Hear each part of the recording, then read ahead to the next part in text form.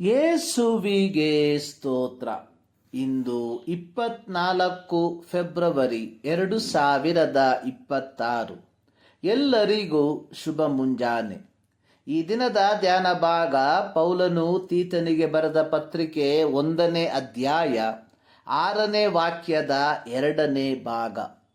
ಸಭಾ ಹಿರಿಯರಲ್ಲಿ ಇರಬೇಕಾದ 2ನೆಯ ಅರ್ಹತೆ ಅನ್ನುವಂಥದ್ದು ಸಭಾ ಹಿರಿಯನು ಏಕಪತ್ನಿಯುಳ್ಳವನಾಗಿರಬೇಕು.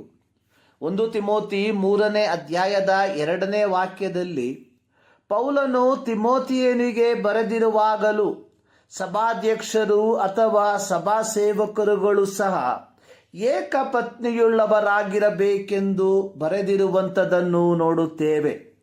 ಪೌಲನು ಇಲ್ಲಿ ಉಪಯೋಗಿಸಿರುವ ಗ್ರೀಕ್ ಪದ ಮ್ಯಾಸ್ ಗಿನಾಕೋಸ್ ಅನೀರ್.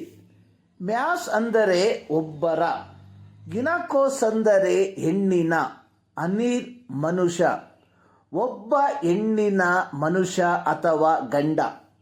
ಹೊಸ ಒಡಂಬಡಿಕೆಯಲ್ಲಿ ಬಹುಪತ್ನಿತ್ವ ಸ್ಪಷ್ಟವಾಗಿ ನಿಷೇಧಿಸಲಾಗಿದೆ.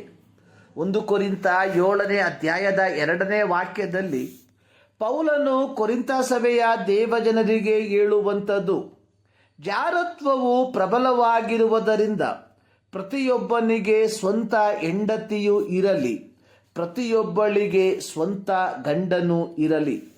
ಏಕಪತ್ನಿತ್ವ ಸಭೆಯ ಹಿರಿಯರಿಗೆ ಮಾತ್ರವಲ್ಲ, ವಿಶ್ವಾಸಿಗಳಿಗೂ ಅನ್ವಯವಾಗುವಂಥದ್ದಾಗಿದೆ.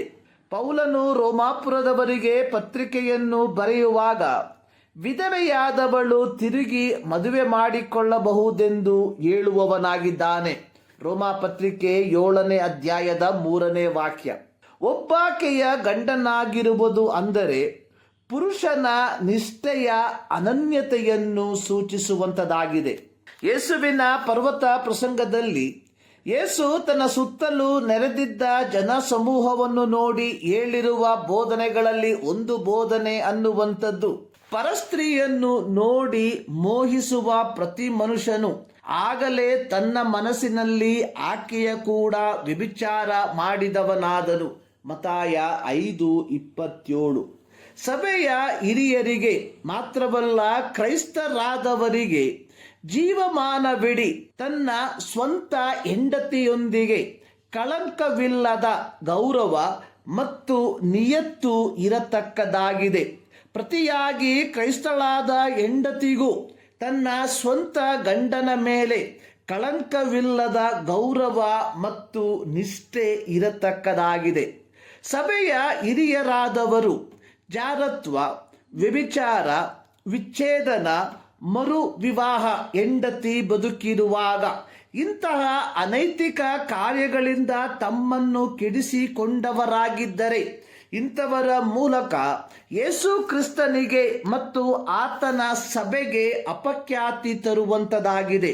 ನೈತಿಕತೆ ಇಲ್ಲದ ಭ್ರಷ್ಟ ವ್ಯಕ್ತಿಗಳು ಸಭೆಯ ನಾಯಕತ್ವಕ್ಕೆ ಅಥವಾ ಸಭಾ ಹಿರಿಯರ ಸ್ಥಾನಮಾನಕ್ಕೆ ಬರುವುದಾದರೆ ಅಂತಹ ಸಭೆಗಳಲ್ಲಿ ದೈವಿಕ ಮಾನದಂಡಕ್ಕೆ ಅಥವಾ ದೈವಿಕ ಪರಿಶುದ್ಧತೆಗೆ ವಿರೋಧವನ್ನುಂಟು ಮಾಡುತ್ತದೆ. ದೇವರ ವಾಕ್ಯವು ಜಗತ್ತಿನ 7 ಖಂಡಗಳಿಗೂ 193 ಸ್ವತಂತ್ರ ದೇಶಗಳಿಗೂ ಏಕರೀತಿಯಾಗಿರುವಂಥದ್ದಾಗಿದೆ. ಕೆಲವು ಆಫ್ರಿಕನ್ ದೇಶಗಳಲ್ಲಿ ಸಭಾಪಾಲಕರುಗಳು, ವಿಶ್ವಾಸಿಗಳು ತಮ್ಮ ಸಂಸ್ಕೃತಿ ಎಂದು ಬಿಂಬಿಸಿ ಬಹುಪತ್ನಿತ್ವವನ್ನು ಅನುಸರಿಸುವವರಾಗಿದ್ದಾರೆ.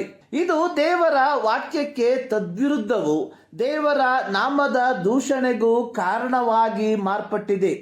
ಇಬ್ರಿಯ 13:4 ಬರೆದಿರುವಂಥದ್ದು, ದಾಂಪತ್ಯವು ಮಾನ್ಯವಾದದ್ದೆಂದು ಎಲ್ಲರೂ ಎಣಿಸಬೇಕು. ಗಂಡ ಹೆಂಡರ ಸಂಬಂಧ ನಿಷ್ಕಳಂಕವಾಗಿರಬೇಕು. ಜಾರರಿಗೂ ವ್ಯಭಿಚಾರಿಗಳಿಗೂ ದೇವರು ನ್ಯಾಯ ತೀರಿಸುವನು. ಈ ಮುಂಜಾನೆಯಲ್ಲಿ ಸರ್ವಶಕ್ತನಾದ ದೇವರು ಈ ಅಧ್ಯಯನದ ಮೂಲಕ ನಿಮ್ಮನ್ನು ಆಶೀರ್ವದಿಸಲಿ.